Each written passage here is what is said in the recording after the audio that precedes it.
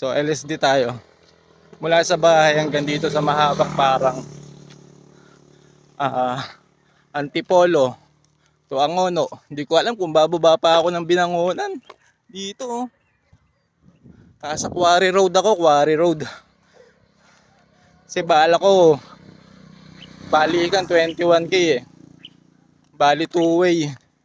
Ayoko yung pabalik-balik. Two-way lang tayo. 10k papunta, 10k pabalik. Para isang shoot na lang. Isang paguran. Yo, what's up mga men? Na tayo sa kalagitnaan ng quarry. So, dito niya yung overlooking. Sarap dito sa Quarry Road mag-jogging, mag-bike. Yun nga lang kasi may napabalita ditong di ba? Dito tinapon yung isang babae. Ito lang latest news lang 'to. Dito tinapon yung babae. Natagpuan na lang.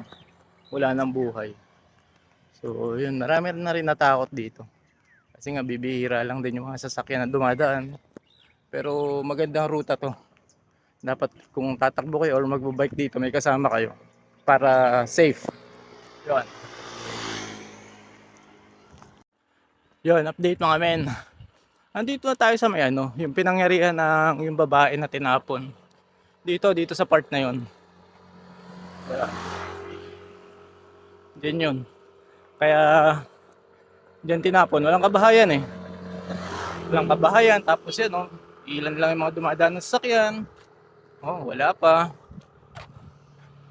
Diba, pa isa-isa lang, kaya anytime pwedeng may mangyari dito sa inyo, ganon. Kaya kung tatakbo kayo or magbabike dito sa Quarry Road sa Angono, papuntang Binangonan, dapat lagi kayo may kasama. Huwag nyo akong gayahin, walang kasama. Diba? Paano kung kidnapping kayo nyo, nung truck na yan? Diba? Yan, dito yung sa part na yun, yung tinapon yung babae. Yan, di ko lang alam kung saan yung exact point, pero dito yun. Kasi wala nang kabahayan tapos puro talahib. Madilim yung itong part na to kasi may hiwa-hiwalay na street light. Yan, tapos may madilim na part. Kaya ingat kayo dito mga men. Actually, kukunti na lang nagbabike, tumatakbo dito. Dati ang dami tuwing umaga. Ngayon Sunday Sunday. Ilan lang kami tumatakbo? Tatlo lang nakita ko. Tapos nagbabike dito, ilan lang, wala pang 20. 'Di ba? Natatakot na kasi iba. Kaya ingat-ingat na lang kayo mga men dito sa Quarry Road kung dadaan man kayo. So, what's up mga men? Napag-desisyon na natin na buwaba na lang ng quarry. Hindi na ako babalik doon. Bali highway na tayo dumaan. Ay, nasa Bilibiran tayo.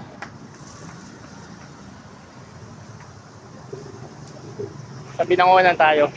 Tatagusin na natin to hanggang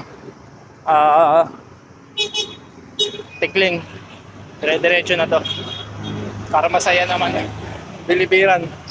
Shoutout sa mga taga Bilibiran, Barangay Bilibiran. Tara, highway lang ako. Ano lang naman to? Slow lang naman, slow. Pang maintenance lang naman. Let's go. Grabe. Alam niyo yung feeling na 15 kilometer ka na, napapasarap ka na sa pagtakbo. Tapos sa mga highway may nagtitindang karinderya, nakaamoy ka ng batchoy. Putik nga, gusto ko huminto at kumain. Binangonan pala to, Antipolo pa ako. Kaya ginagutom tuloy ako. Sarap kumain ng batchoy. Diba? Yo mga men. Tayuman na tayo, tayuman. Simbahan ng Tayuman. Daanan natin yung tagpos. Hindi lang tayo nakapag-video kanina. Mas kailangan ko kasi ngayon ng flat na ruta compare sa uphill. Kahapon kasi nag 5k uphill ako eh. Kaya flat route ang kailangan ko ngayon para ma-maintain yung cadence. Let's go. Tagusin na natin to. Tagusin natin. Taytay. Oh. Taytay tayo.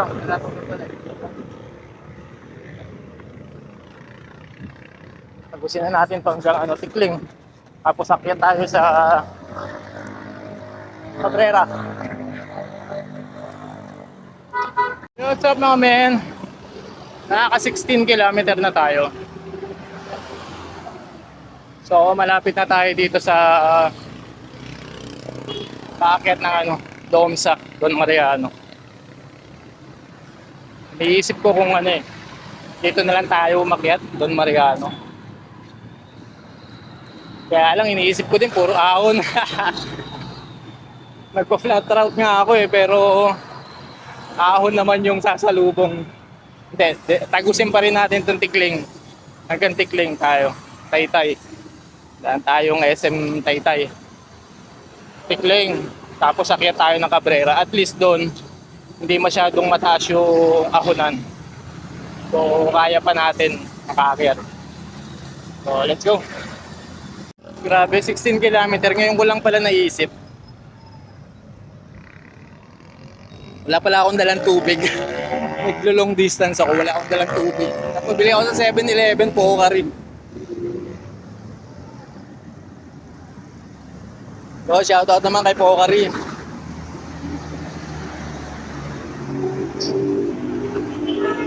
$16 kilometer bago ako uminom. Grabe naman yan, men. Sino dito yung mga ano?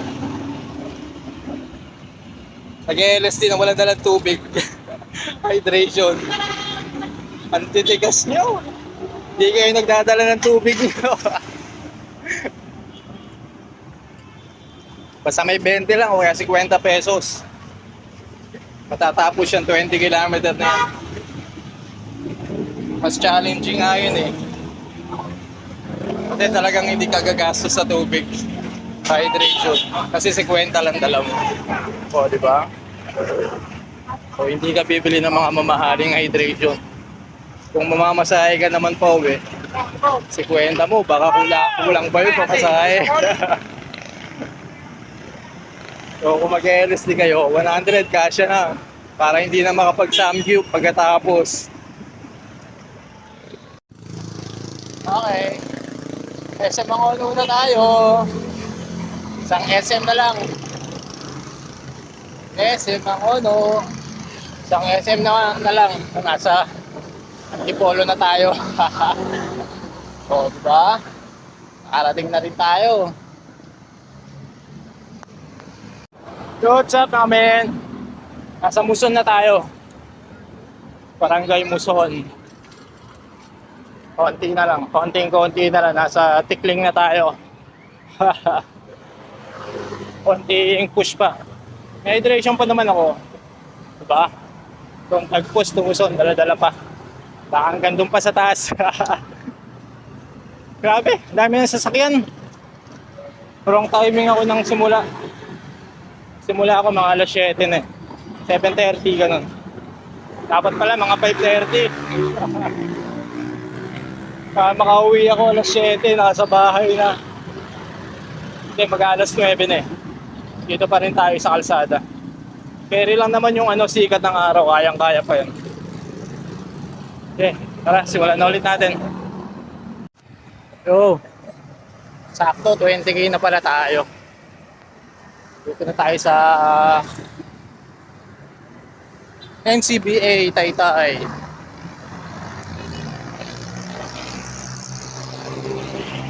Sakto pala 20k dito sa NCBA mula sa amin. Ayos din ah. So cool down na tayo. Kasi naka 20k na tayo. Hindi na natin pipilitin hanggang doon sa taas. Kasi 20k lang naman ang target natin today. Kailangan sundin natin yung program. Kasi bukas may panibagong program na naman tayo. Baka malaspag tayo. So hindi na natin magagawin program para bukas.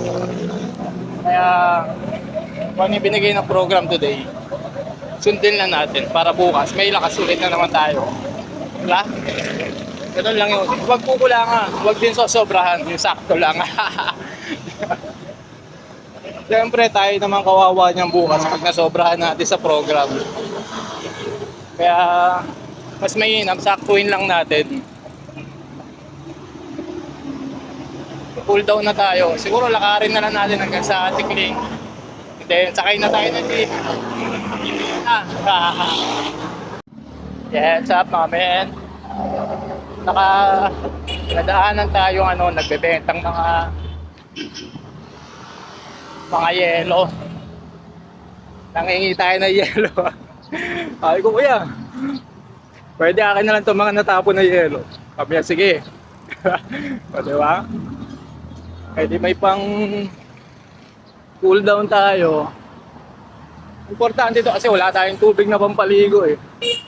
Hanap na tayo yelo. Diba? Kaysa mag overheat tayo.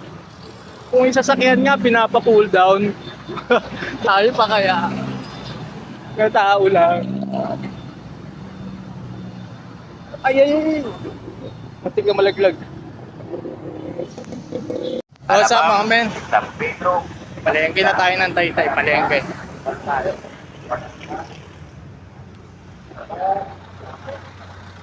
Lakad-lakad na lang tayo. Cool down na lang tayo.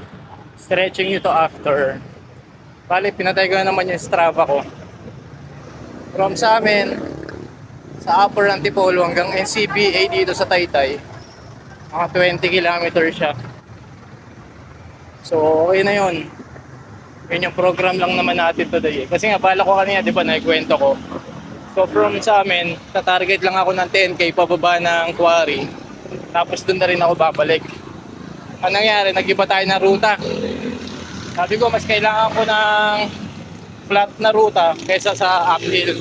Eh, yung packet kasi ng uphill, ng quarry, uphill siya. So, hindi na ako bumalik doon. Bumaba na ako, tinagos ko yung quarry pababa, binangonan. Tapos ito, papuntang Tikling, flat naman yung ruta niya. Hindi naman masyadong mataas yung ahon, pero may konti, pero hindi naman ganun kataas eh. Kaya sakto lang din. So, goods na to para sa atin. 21K tayo hanggang doon sa NCBA. And then, lakad-lakad na lang tayo, papuntang Tikling. And then, goods na. Survive. Yun, eto na nga tayo. Sa SM Taytay na tayo. Nadaan sa lakad, ano? SM Taytay. Boom! So, paano yan? Game over na.